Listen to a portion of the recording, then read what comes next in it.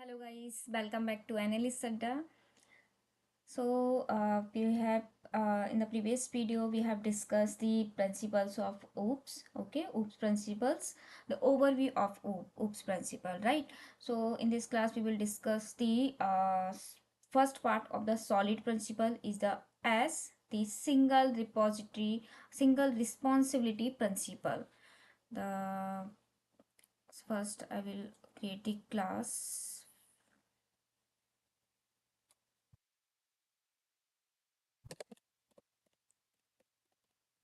principle. Okay, we are discussing the solid principle. So in the solid principle, the first as is the sorry single responsibility principle. Today we will discuss this SRP, single responsibility principles. Okay, so what is single responsibility principles? So a class modules a component, any of the part class modules components should have only the one responsibility. This makes classes easier to understand and maintain the code, right? We can maintain the code easily by using the single responsibility principles. We should not whole code in a single class. We segregate the responsibility, we are segregate the responsibility. Each class should handle the responsibility. Each class should writing the code in particular single class. Okay, each class should taking the responsibility of this single responsibility. Okay, another class taking the responsibility of the another thing. So this is the single responsible principles. Okay, let us take an example. Okay, suppose in an e-commerce platform. Okay, we are saving the, we have the a lot of modules, but I'm discussing one of the modules, the customer modules. Okay, in customer module we are taking the customer details and we are saving somewhere, means in our database, correct? So we are taking the details and we are saving the data in a database. We should not write whole code in a particular, in a single class. We need to segregate. These are the two responsibility, taking the customer details and the another thing is save the data in a database. So there are two responsibilities, so we should write the two classes for two responsibility. Okay, this is the means one class should handle the single responsibility. Okay, आपको इतना समझ आया कि एक class को केवल एक responsibility handle करना चाहिए, अनदर अगर अनदर थिंग है तो अनदर रिस्पॉन्सिबिलिटी को हैंडल करेगा। इसको हम ये that is a core concept है सिंगल रिस्पॉन्सिबिलिटी प्रिंसिपल। उसका नाम से ही आपको समझ आना है कि single responsibility principle means class हो या कंपोनेंट या मॉड्यूल, कुछ भी हम डिज़ाइन करते हैं, कुछ भी हम क्रिएट करते हैं, तो उसका जो उसमें सारा कोड ऐसा नहीं कि हम एक ही क्लास में लिख देंगे। सारा कोड डिफरेंट डिफरेंट क्लास में लिखा जाएगा उसका, राइट? उसका जैसे मैंने बोला कस्टमर मॉड्यूल से, कस्टमर मॉड्यूल्स में जो हम डेटा ले रहे हैं और यू कस्टमर का डिटेल्स वो एक अलग क्लास में होगा। अगर हम डेटा सेव कर रहे हैं तो उसका क्लास अलग बनेगा, उसका रिपॉजिटरी क्लास अलग बनेगा। तो यहाँ पर टू क्लास बन रहे हैं, राइट? अगर हमको कोई उसको यूज कस्टमर को कोई नोटिफिकेशन भेजना है सेव करने के बाद डेटाबेस, तो हम उसका थर्ड क्लास और क्रिएट करेंगे, नोटिफायर वाला। ओके, तो ये डिफरेंट डिफरेंट क्लास होना चाहिए जिससे पता हो कि कहाँ पे हम यूजर्स का डिटेल्स ले रहे हैं, कहाँ पे हम डेटा को सेव कर रहे हैं, कहाँ पे हम नोटिफिकेशन दे रहे हैं यूजर को, तो कहाँ पे हम नोटिफिकेशंस के क्लासेस लिखा होगा, तब हम इसको मेंटेन करेंगे। इसको हम किसी क्लास में चेंज करना होगा तो हम इसको इजीली मेंटेन कर सकते हैं, जिसका कोर कॉन्सेप्ट यही है, सिंगल रिस्पॉन्सिबिलिटी प्रिंसिपल।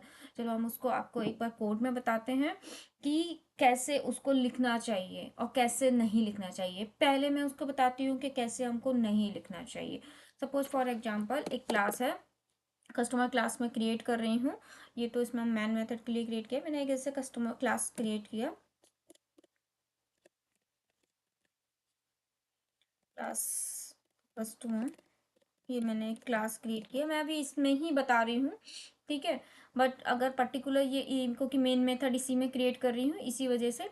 बाकी आप इसका एक अलग क्लास, मेन मेथड का क्लास हमारा अलग होता है। जब हम बड़े प्रोग्राम में जाते हैं तो हम बस अलग अलग क्लासेस को अलग अलग करते हैं, क्योंकि रन कहीं और से होगा, क्योंकि उसका एक मेन क्लास होगा, वो पूरे प्रोग्राम को एक बार में ही रन करेगा ना, अलग अलग तो नहीं करेगा, अलग अलग क्लासेस को रन करना है। यहाँ मैं एक समझाने के पर्पज से आपको उसी में बता देती हूँ। जैसे हमने कस्टमर क्लास क्रिएट किया, राइट, ये कस्टमर क्लास बनाया। अगर जैसे मैंने इसमें कोई फील्ड लिया है, नेम का फील्ड लिया है, स्ट्रिंग, ठीक है, नेम फील्ड लिया है, मुझे इसको पब्लिक करना पड़ेगा। कस्टमर में मैं इसको डेटा ले रही हूँ, ओके। तो ये मेरा नेम इक्वल नेम, ये मैंने बना दिया सेक्टर। तो ये मैं यहाँ पे फील्ड ले लिया, ये कंस्ट्रक्टर क्रिएट किया, राइट। अब मैंने इतना किया है, बाकी अब मैं डेटा को, मुझे क्या करना है, नेम फील्ड दिया है, अब मुझे डेटा को सेव कराना है। तो मैं क्या करूँगी, इसी के अंदर मैंने क्या किया, डेटा को सेव करा दिया। एक और क्लास क्रिएट कर दी, public void save to database, right. तो यहाँ पे हम कोड लिखेंगे डेटा को सेव करने का, सेव दी डेटाबेस, ओके। यहाँ पे हम कोड लिखेंगे डेटा को सेव करने का। तो ये हमारा क्या हो गया, टू रिस्पॉन्सिबिलिटी हो गया, ये एक रिस्पॉन्सिबिलिटी नहीं है।